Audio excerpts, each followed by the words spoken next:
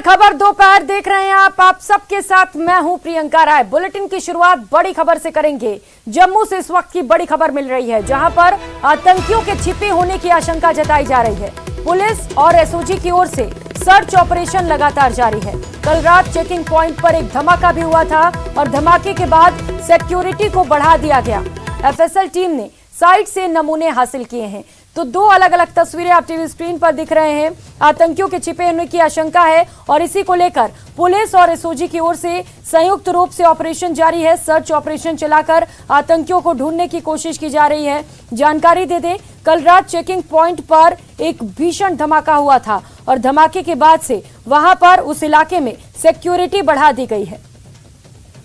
तो एफएसएल की टीम भी इस धमाके के बाद वहां पर पहुंची थी और साइट से नमूने भी इकट्ठा किए गए हैं।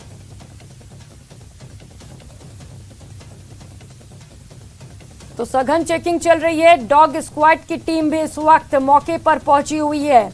किसी तरह की कोई भी कोताही बर्दाश्त नहीं की जाएगी। लगातार इस पूरे मामले को लेकर सर्च ऑपरेशन जारी है।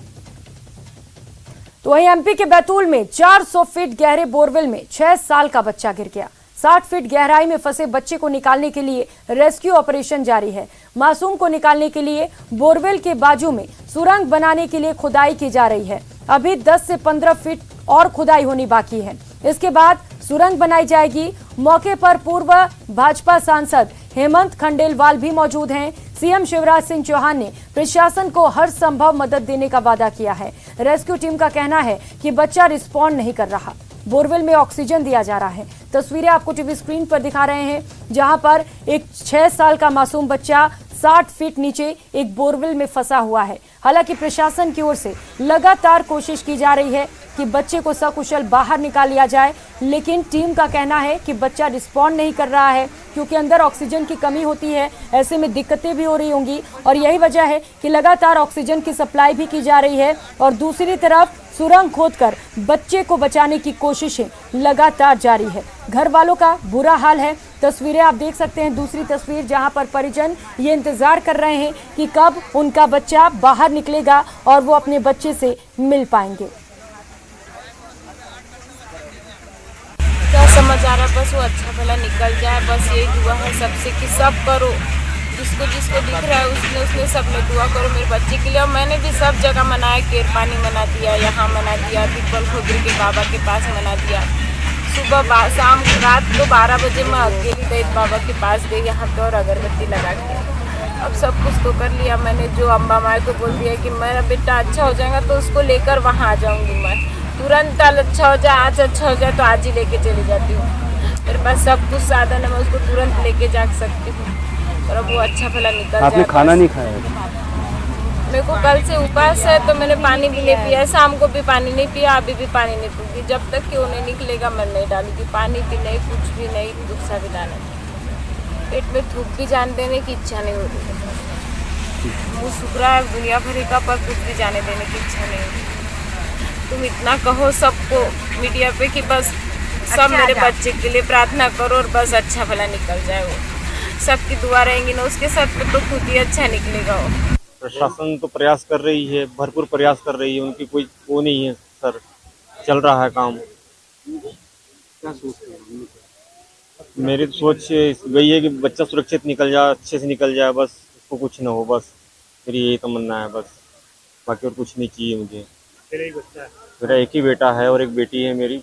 8 साल का बेटा है और 12 साल की बेटी है। बस उससे ही 60 निकल जाए बस। आपने कुछ खाया है? नहीं अभी कुछ मतलब कल से कुछ नहीं खवा ही नहीं रहा सर, कुछ नहीं हो रहा, बस चाय पी है सर, कुछ जा ही नहीं रहा ना सर, इच्छा नहीं हो रही है कुछ मतलब। कल भी खाना नहीं खाया था, कल थोड़ा पूजन किया यहाँ पे, परिवार के पूरे सब लोग आए थे, तो बस उम्मीद है कि उम्मीद तो 100% उम्मीद है कि बच्चा सही 60 निकल जाए और निकाल के देंगे, बोल रहे हैं प्रशासन वाले। 17 घंटे का समय बीत चुका है, अभी तक रेस्क्यू ऑपरेशन लगातार चल रहा है। पुलिस और प्रशासन की टीम मौके पर मौजूद है। आप मेरे पीछे तरफ देख रहे हैं, लगातार खुदाई का दौर चल रहा है। अभी तक के जो हालात है उसमें 30 से 35 फीट की खुदाई लगभग की जा चुकी है। जो प्रशासनिक और पुलिस अधिकारियों का कहना है कि यहाँ पर इतनी ही खुदाई और होगी तब जाकर बच्चे तक पहुंचना मुमकिन हो पाएगा। फिलहाल में लगातार इस तरीके के प्रयास किए जा रहे हैं। हमारी जो प्रशासनिक अधिकारियों से बातचीत हुई है उनका कहना है कि 2 से 3 मशीनें इस दौरान खराब हुई है, उसके बावजूद प्रयास में किसी तरह की।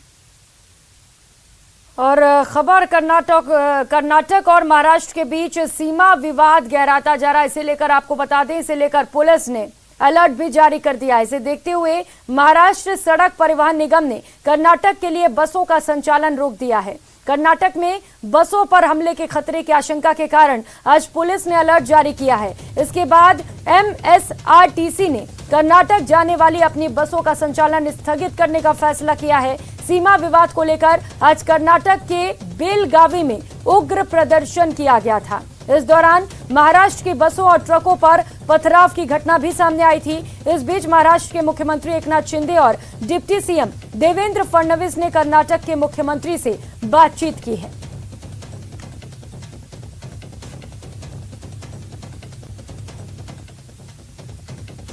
पूरा करने के लिए भी कर्नाटक में क्यों नहीं गए?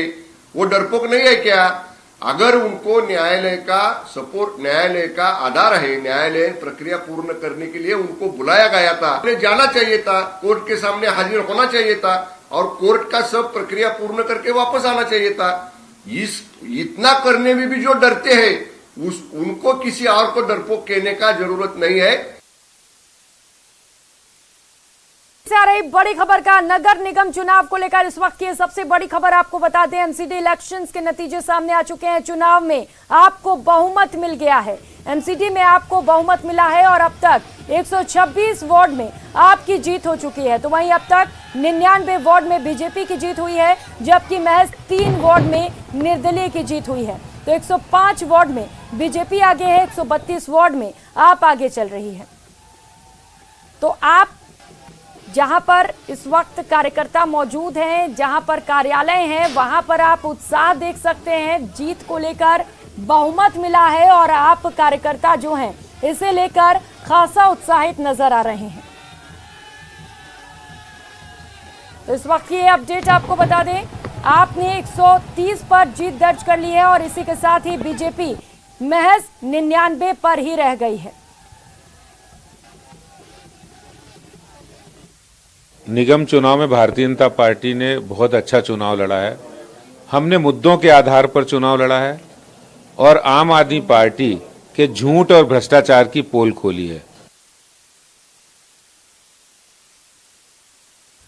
बता दें कि यहाँ 15 साल से बीजेपी का कब्जा रहा। जेल में बंद केजरीवाल के मंत्री सत्येंद्र जैन के विधानसभा की तीनों सीटों पर भाजपा ने जीत दर्ज की है।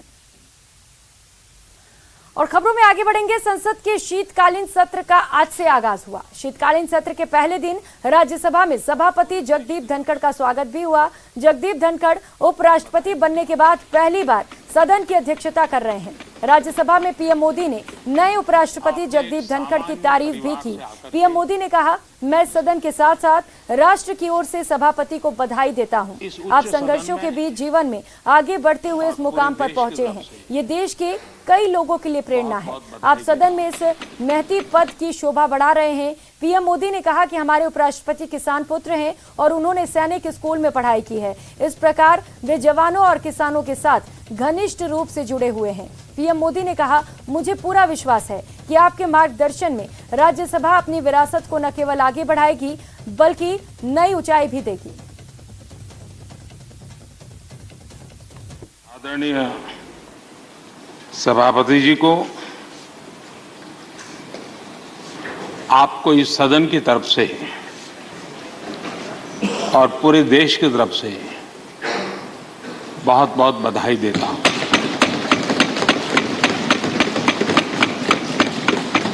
आपने एक सामान्य परिवार से आकर के संघर्षों के बीच जीवन यात्रा को आगे बढ़ाते हुए आज जिस स्थान पर प्राप्त पहुंचे हैं वो देश के कई लोगों के लिए अपने आप में एक प्रेरणा का कारण है। इस उच्च सदन में इस गरिमामय आसन को आप सुशोभित कर रहे हैं और मैं कहूंगा कि किठाना के लाल उनकी जो उपलब्धियां लोग देश देख रहा है तो देश की खुशी का ठिकाना नहीं है। तो वहीं संसद के शीतकालीन सत्र के पहले आज पीएम मोदी ने मीडिया से भी बातचीत की। उन्होंने सभी दलों के नेताओं से अपील की है कि वो सदन की कार्रवाई को चलने दें, बिना शोरगुल और व्यवधान के चर्चाओं को आगे बढ़ाएं। मुझे विश्वास है कि सभी राजनीतिक दल चर्चा को और मूल्य वृद्धि करेंगे, अपने विचारों से निर्णयों को नई ताकत देंगे, दिशा को और स्पष्ट रूप से उजागर करने में मदद करेंगे।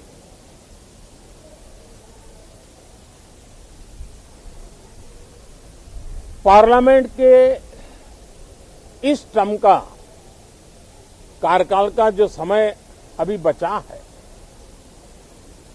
मैं सभी पार्टी के लीडर्स को और सभी फ्लोर लीडर्स को बहुत ही आग्रह करना चाहता हूं कि जो पहली बार सदन में आए हैं, जो नए सांसद हैं, जो युवा सांसद हैं, उनके उज्जवल भविष्य के लिए और लोकतंत्र की भावी पीढ़ी को तैयार करने के लिए हम ज्यादा से ज्यादा अवसर उन सबको दें, चर्चाओं में उनका भागीदारी बढ़े। पिछले दिनों करीब करीब सभी दलों के किसी न किसी सांसद से मेरी अनौपचारिक मुलाकातें जब भी हुई हैं, एक बात जरूर सब सांसद कहते हैं कि सदन में हो हल्ला और फिर सदन स्थगित हो जाता है, उससे हम सांसदों का नुकसान बहुत होता है। उधर बढ़ती महंगाई से चिंतित भारतीय रिजर्व बैंक यानी कि आरबीआई ने रेपो रेट में 0.35% का इजाफा कर दिया है।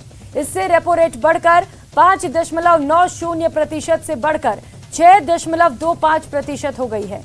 यानी होम लोन से लेकर ऑटो और पर्सनल लोन सब कुछ महंगा हो जाएगा और आपको ज्यादा ईएमआई चुकानी होगी। ब्याज दरों पर फैसले के लिए 5 दिसंबर से मॉनेटरी पॉलिसी कमेटी की मीटिंग चल रही थी। आरबीआई गवर्नर शक्तिकांत दास आज प्रेस कॉन्फ्रेंस में ब्याज दरों से जुड़ी घोषणा की।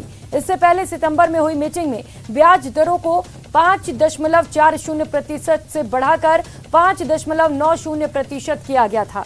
मॉनेटरी पॉलिसी की मीटिंग हर 2 महीने में होती है। इस वित्त वर्ष की पहली मीटिंग अप्रैल में हुई थी। तब आरबीआई ने रेपो रेट को 4% पर स्थिर रखा था, लेकिन आरबीआई ने 2 और 3 मई को इमरजेंसी मीटिंग बुलाकर रेपो रेट को 0.40% बढ़ाकर 4.40% कर दिया था। 22 मई 2022 के बाद रेपो रेट में यह बदलाव हुआ था। इसके बाद 6 से 8 जून को हुई मीटिंग में रेपो रेट में 0.50% का इजाफा देखने को मिला और इससे रेपो रेट 4.40 से बढ़कर 4.90% हो गई।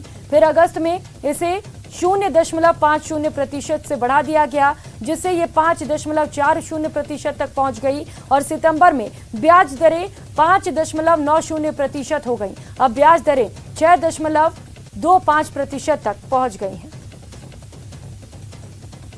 Decided by a majority of 5 members out of 6 to increase the policy repo rate by 35 basis points to 6.25% with immediate effect. तो वहीं रूस और यूक्रेन के बीच 9 महीने से ज्यादा समय युद्ध चल चुका है। यूक्रेन पर लगातार रूस के बम बरस रहे हैं।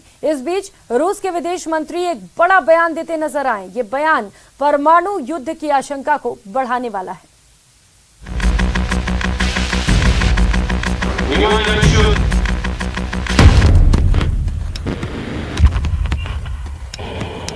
Уважаемые товарищи,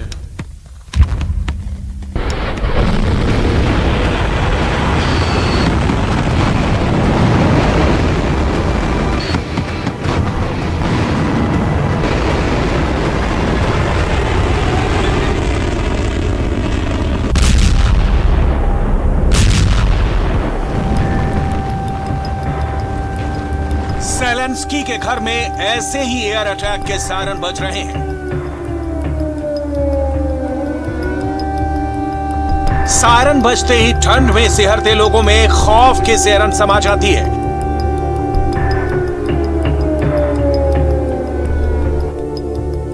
रूस की मिसाइलों से खुद को बचाने के लिए अंडरग्राउंड मेट्रो में शरण ले लेते हैं। ऐसे खतरनाक हालात सिर्फ यूक्रेन की राजधानी कीव के ही नहीं है। यूक्रेन के हर बड़े शहरों का ऐसा ही हाल है। 9 महीने से अधिक वक्त से यूक्रेन में रूस के बम बरस रहे हैं।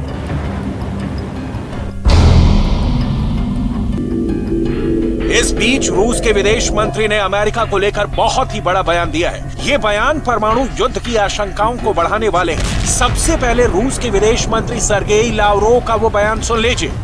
В условиях усилий Запада по сдерживанию России серьезную угрозу представляет линия США и НАТО в целом на фактическую военную конфронтацию с нашей страной.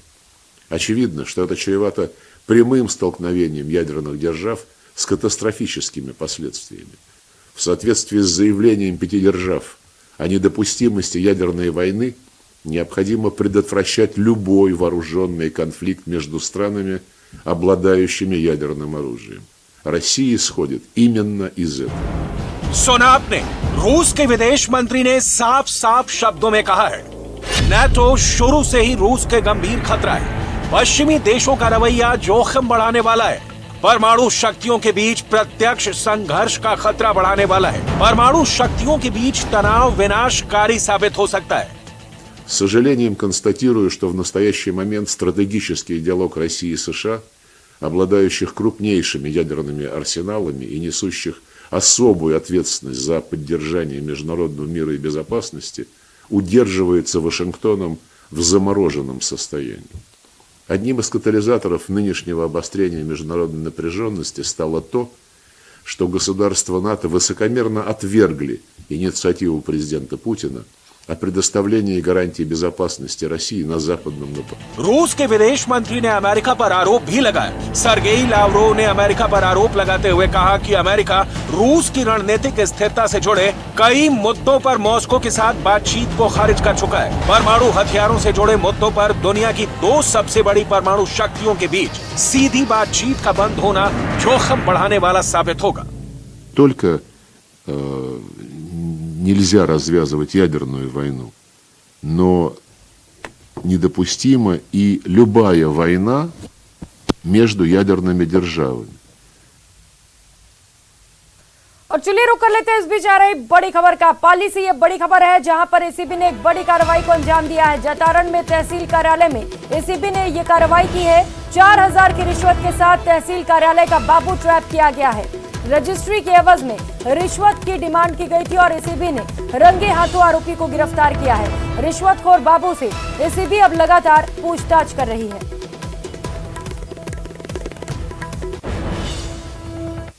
जैतारण तहसील में तहसीलदार साहब के सहायक प्रशासनिक अधिकारी लीडर अस्तिमल राव को परिवादी का पंजीकृत दस्तावेज लौटाने के एवज में पंजीकृत राशि 12 लाख का 1% के हिसाब से 12,000 की मांग करने के बाद 6,000 रुपये रिश्वत देते हुए आज गिरफ्तार किए गए। आरोपी के मकान की सर्च चल रही है और अग्रिम कार्रवाई की जा रही है। और चलिए अब बात कर लेते हैं भारत जोड़ो यात्रा की। राजस्थान में भारत जोड़ो यात्रा का आज तीसरा दिन है। करीब 3:30 बजे मंडाना से दोबारा से इस यात्रा की शुरुआत की जाएगी। दूसरे चरण के लिए राहुल गांधी दोबारा से निकलेंगे। केबल नगर में एक नुक्कड़ सभा का भी आयोजन किया जाना है। तो भारत जोड़ो यात्रा की तस्वीरें आपको टीवी स्क्रीन पर दिखा रहे हैं। आज के पहले दौर की जो यात्रा थी वो खत्म हो गई है और दोपहर करीब 3:30 बजे दोबारा से इस यात्रा की शुरुआत की जाएगी।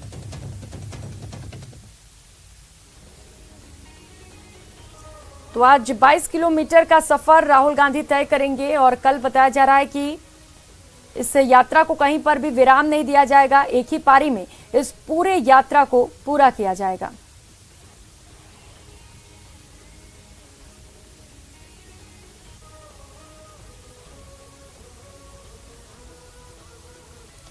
तो 5 अलग अलग तस्वीरें आप अपने टीवी स्क्रीन पर देख पा रहे हैं। भारत जोड़ो यात्रा से जुड़ी ये तस्वीरें आपको दिखा रहे हैं किस तरीके से कांग्रेसी कार्यकर्ताओं में खासा उत्साह है। ये तस्वीरें देखकर आप समझ सकते हैं इस वक्त फुल जोश में जो कांग्रेसी कार्यकर्ता हैं वो नजर आ रहे हैं। और इसके साथ ही राहुल गांधी एक लंबे सफर पर निकले हैं और राजस्थान में उनका साथ देते हुए मुख्यमंत्री अशोक गहलोत और सचिन पायलट को आप देख सकते हैं जो कदम से कदम मिलाकर राहुल गांधी के साथ उनके इस यात्रा के सफर पर निकले हुए हैं। 10 अलग अलग तस्वीरें इस वक्त आप ये टीवी स्क्रीन पर देख पा रहे हैं और किस तरीके से लोगों में भी इस यात्रा को लेकर उत्साह है और जो राजस्थान की संस्कृति है उससे लगातार राहुल गांधी को रूबरू कराया जा रहा है। और अब बात अलवर की। पहले आपको एक तस्वीर दिखाते हैं और उस तस्वीर को देखकर आप भी हैरत में पड़ जाएंगे, जहां पर एक युवक की जमकर पिटाई हो रही है। आरोप है एक विवाहिता को बहला फुसलाकर साथ ले जाने का, 1.5 साल से लिव इन रिलेशनशिप में रहने का। फिर क्या, जैसे ही युवक पकड़ा गया परिजनों ने बांधकर उसकी पिटाई शुरू कर दी। इस दौरान लोग पिटाई का वीडियो बनाते रहे। पिटाई का वीडियो सोशल मीडिया पर वायरल होने के बाद पुलिस अब मामले की जांच में जुटी है। बताया जा रहा है कि हरियाणा के महेंद्रगढ़ जिले के नारनौल गांव निवासी आकाश एक विवाहिता के साथ पिछले 1.5 साल से लिव इन रिलेशनशिप में नीमराना में रह रहा था। विवाहिता के परिजनों को पिछले दिनों पता चला कि आकाश नीमराना कस्बे में सब्जी मंडी के पास 1.5 साल से विवाहिता के साथ रह रहा है। इसके बाद महिला के परिजनों ने युवक की जमकर खबर ली।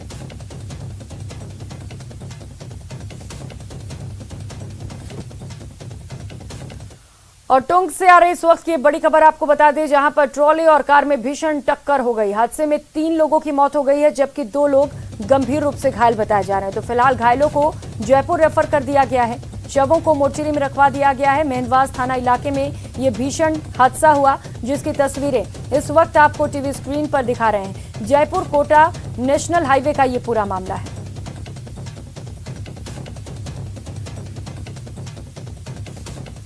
और रुक लेते हैं इस बीच एक और बड़ी खबर का। झालावाड़ से ये बड़ी खबर है, किसान संघ पदाधिकारी पर जानलेवा हमला किया गया है। वन विभाग के कार्मिक ने साथियों के साथ मिलकर हमला किया है। गंगाधार पुलिस ने आरोपियों के खिलाफ मामला दर्ज कर लिया है और मामला सामने आने पर वन विभाग ने हुड़दंगी कार्मिक को भी सस्पेंड किया है। सहायक वन संरक्षक अब इस पूरे मामले पर जांच करेंगे। आरोपी वन गार्ड हरविंद्र पर पहले भी कई मामले दर्ज हो चुके हैं।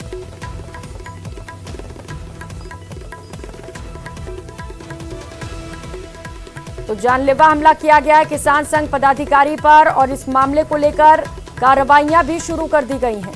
पदाधिकारी पर जानलेवा हमला करने के मामले में पुलिस ने मुकदमा दर्ज कर लिया है और लगातार इस पूरे मामले पर कार्रवाई जारी है। इस बुलेटिन में फिलहाल इतना ही। नमस्कार।